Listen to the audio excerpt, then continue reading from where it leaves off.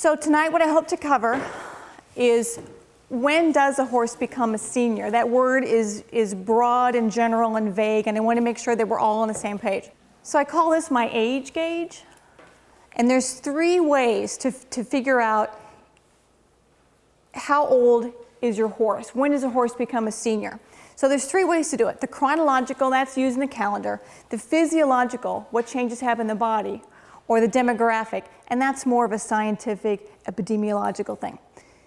When you're talking about chronological, there was a paper by someone called McKeever, and he said people intuitively felt in their gut, that horses over 20 seem to behave differently. They have different medical problems than the younger horses. They eat differently. They even saw that the aerobic capacity of the horse began to decline or reduce performance at about 18 to 20 years of age. So is that all what you would think? I mean, who was thinking 15 was a senior? Who was thinking 18, late teens, 20, older than 20?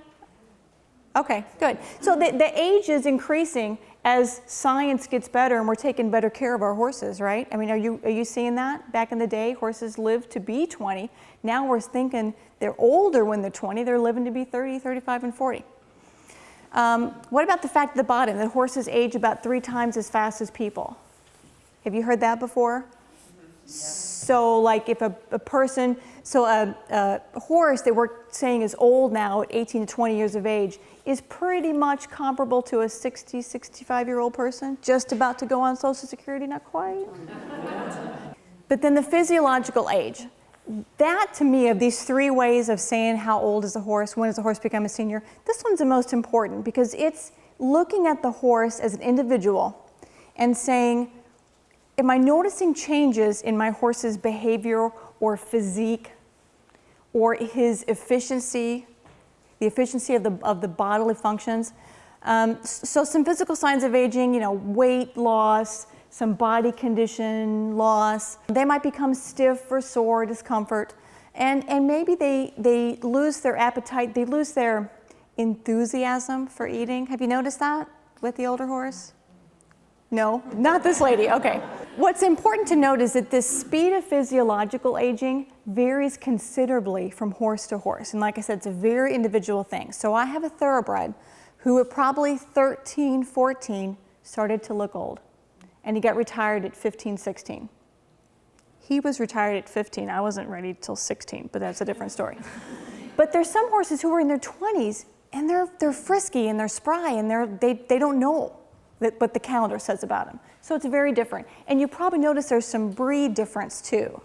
There are some breeds that age not as good, and some breeds that age well. But some other factors that contribute to this varying degree of physiological aging: the environment, the nutrition, the health care provided during the life of the horse. Okay.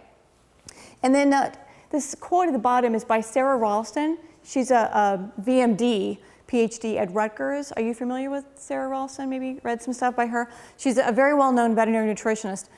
She says, as with humans, chronological age does not always match the aging process. And I put a little reminder here because I'm not young. You're only as old as you feel, and that being old is it's a state of mind. So you've heard those. And then finally, demographic age. I actually forget what NAM stands for, but it's a group out in Colorado that, do you guys remember? National Animal Health Monitoring System. Did I get it right? Okay. It's a group yeah, that works. It's a group out in Colorado that is doing a lot of numbers, desk research on horses, and back in '98, so over 10 years ago, they found that 7.5% of our total 7 million horse population was 20 years or over. But now this McGeever guy that I'm reading a lot of stuff on geriatric horses, he says that up to 15% of the population is older. So there's proof right there that horses are living longer.